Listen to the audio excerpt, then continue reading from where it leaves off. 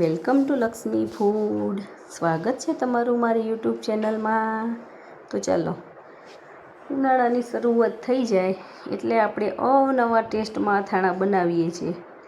ખાટી કેરી, લસણ કેરી, ચણા મેથી અને બધુંય ખાટું ખાટું આપણને ના ભાવે એટલે આપણે ગોળ કેરી પણ બનાવી લઈશું.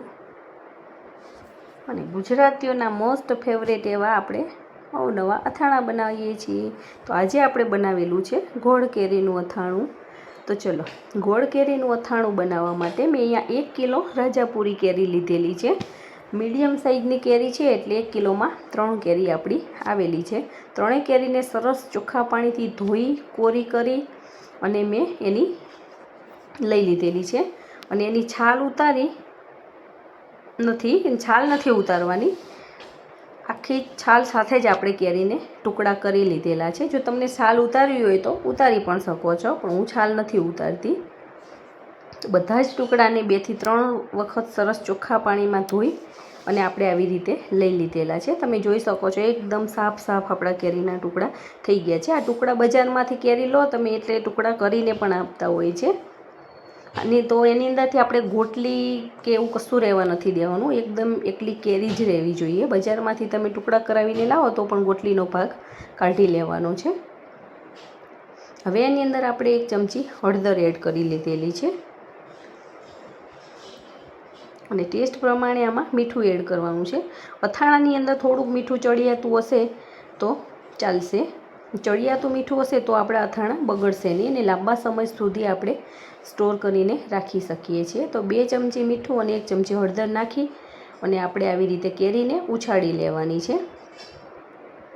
આપણે આને 28 થી 30 કલાક સુધી કેરીને પલળવા દઈએ છીએ. તો એ દરમિયાન આપણે 5 થી 6 વખત આવી પ્રોસેસ કરી લેવાની છે. આને ઢાંકી અને રહેવા દેવાની છે. વળી 4-5 કલાક થાય એટલે વળી આપણે આ કેરીના ટુકડાને ઉછાળી લેવાના છે, જેથી કરીને પાણીની અંદર સરસ મિક્સ થઈ જાય અને ઉપર નીચે થઈ જાય એટલે બધા જ ટુકડા આપણા સરસ પલળી જાય અને એકદમ સરસ સોફ્ટ પણ થઈ જાય.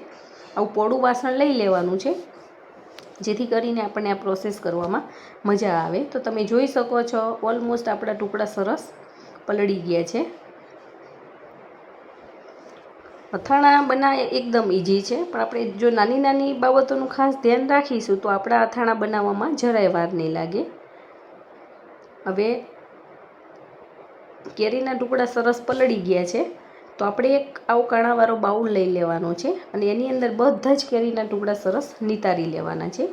15-20 મિનિટ નીતરી જાય પછી આપણે એને એક કોટનના કપડાની અંદર લઈ અને ખુલ્લા કરી અને સૂકવી દેવાના છે. પાણી બધું જ નીતારી દેવાનું છે અને આની અંદરથી જે વધેલું પાણી છે એ રાખવાનું છે, જેથી કરીને આપણે ચણા મેથીનું કે અથાણું બનાવીએ ત્યારે આપણા ખાટું પાણી કામ આવતું હોય છે. કેરીની ખટાશ ને બધું આ પાણીમાં આવી ગયેલું હોય છે. તો કોટનના કપડામાં આપણે બધા જ ટુકડા લઈ અને 1 બાય 1 એક આવી રીતે ગોઠવી લેવાના છે. છૂટા અને એક આવી રીતે ગોઠવવાના છે, જેથી કરીને એકબીજાને ચોંટી ના જાય અને ચીકણા ના રહી જાય. અને આપણે બધા જ ટુકડા સરસ કોરા થઈ જાય પછી આપણે આનો મસાલો કરવાનો છે. અને આપણે પંખા નીચે કે તડકે કે એમ નથી સૂકવવાના, નહીં તો ચવડ થઈ જશે. આપણે રૂમ ટેમ્પરેચર ઉપર કે એમ જ આપણા વાતાવરણની અંદર રાખવાના છે. રસોડા ઉપર પાથરી અને હું આવી રીતે લઈ લઉં છું. આપણે હવે ગોળ કેરીના અથાણામાં સરસવનું તેલ ઉપયોગ કરીએ છીએ. તો સરસવના તેલને આપણે સરસ ગરમ કરી લેવાનું છે એની અંદરથી ધુમાડો નીકળે ત્યાં સુધી, અને પછી એકદમ સરસ ઠંડુ કરી લેવાનું છે અને આપણે રાખી દેવાનું છે. હવે આપણા કેરીના ટુકડા સરસ સુકાઈ ગયા છે તો એક મોટા વાસણની અંદર લઈ લેવાના છે. આપણે અહીંયા 200 ગ્રામ જેવો આચાર મસાલો, ગોળ કેરીનો મસાલો આપણે બનાવેલો છે અને વિડીયો મેં આગળ આપી દીધેલી છે એ મસાલો, અને મેં અહીંયા 700 ગ્રામ જેવો ગોળ લીધેલો છે. તમારે 1 કિલો કેરીની સામે 1 કિલો ગોળ લેવો હોય તો પણ ચાલે, 500 લેવો હોય તો પણ ચાલે. એ તમે કેવું ઘોળ્યું અને તમારે કેવો રસો જોઈએ છે ને એના ઉપર ગોળનો ઉપયોગ કરવાનો છે. અને આપણે જે આ એકદમ પોચો ગોળ આવે એને મેં સરસ ખમણી અને લઈ લીધેલો છે, ચપ્પાથી એને વાતરી લીધેલો છે. તો બધી જ વસ્તુ સરસ મિક્સ કરી લેવાની છે અને ચમચા વડે આપણે આને સરસ હલાવી લઈશું. આની અંદર આપણે આ ટાઈમે તેલ નથી નાખવાનું. આપણો ગોળ સરસ ઓગળી જાય અને મસાલા સાથે ભળી જાય પછી જ આપણે આની અંદર તેલ નાખવાનું હોય છે.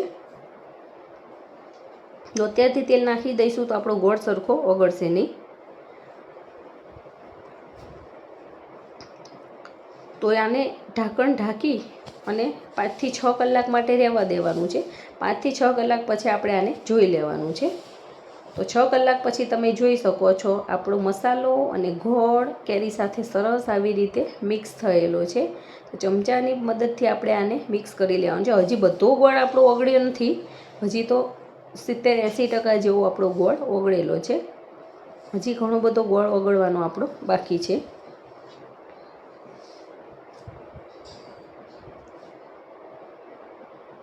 જો તમે મારી ચેનલમાં નવા હોય તો ચેનલને સબસ્ક્રાઈબ કરી દેજો અને બેલ આઇકોન દબાવવાનું ના ભૂલતા, જેથી કરીને આવનાર તમામ નવી રેસીપીના વિડીયો ફટાફટ તમારી સુધી પહોંચી જાય. અને જો તમને મારો આ વિડીયો પસંદ આવે તો વિડીયોને લાઈક કરજો અને તમારા ગ્રુપમાં ચોક્કસથી શેર કરજો.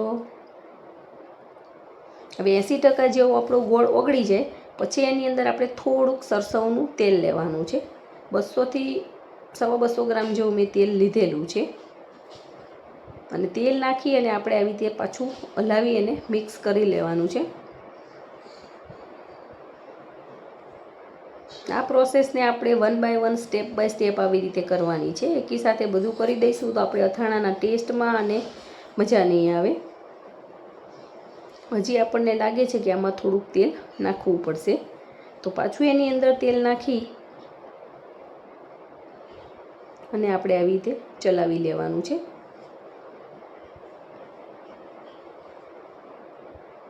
અથાણાને બની જાય પછી તરત જ સ્ટોર નથી કરી દેવાના. આપણે 1-2 દિવસ એને આવી રીતે બહાર રહેવા દેવાનું છે, પછી જ બરણીની અંદર સ્ટોર કરીશું. તમે મારી વિડીયોમાં લાસ્ટ સુધી બને રહેજો અને દરેક ટ્રીકને ફોલો કરજો તો તમારું પણ અથાણું સરસ બનીને તૈયાર થવાનું છે. જો તમે પહેલી વખત બનાવતા હશો તો પણ તમારું આ અથાણું સરસ બનીને તૈયાર થશે. હવે આને આવી રીતે થોડુંક પ્રેસ કરી અને ઉપરથી તેલ આવી જાય એવી રીતે કરી અને આનું ઢાંકણ ઢાંકી અને આપણે આને પાછું 6 થી 7 કલાક માટે રહેવા દેવાનું છે. 6 થી 7 કલાક થઈ ગયા છે અને તમે જોઈ શકો છો કે આપણું અથાણું કેવું સરસ બન્યું છે.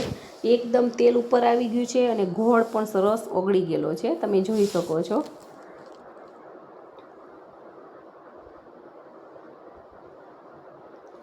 બધા અલગ અલગ રીતથી અથાણું બનાવતા હોય છે. આ મારી રીત છે. આવી રીતે હું વર્ષોથી બનાવું છું, ક્યારેય પણ મારું અથાણું ખરાબ નથી થયું અને ટેસ્ટમાં પણ બેસ્ટ લાગે છે અને ખાવાની બહુ જ મજા આવતી હોય છે. અથાણામાં આપણને અત્યારે તેલ વધારે લાગતું હશે, પણ વધારે તેલ હશે તો જ આપણા અથાણા લોંગ ટાઈમ સુધી સારા રહે છે. અને હવે તો આપણે અથાણા કાઢવાના સરસ બજારમાં ચમચા મળે છે કે આપણે ચમચામાં અથાણું લઈએ એટલે તેલ નીચેથી નીકળી જાય. કાણાવાળો ચમચો આપણે તૈયાર મળતો હોય છે, તો એવો ચમચો ઉપયોગ કરવાનો છે એટલે આપણે તેલ વધારે નહીં આવે. પાછું આપણે 5 થી 6 કલાક માટે અથાણાને રહેવા દીધેલું હતું. હવે તમે જોઈ શકો છો આપણો ગોળ એકદમ સરસ ઓગળી ગયો છે અને બધો જ ગોળ ઓગળી ગયો છે અને આપણું અથાણું પણ એકદમ હળવું થઈ ગયું છે, તમે જોઈ શકો છો. અને સરસ મજાનો રસો બનીને તૈયાર થઈ ગયો છે. તો આ માપથી બનાવશો તો તમારે આટલો રસો આવી રીતનું ટેક્સચર બનશે.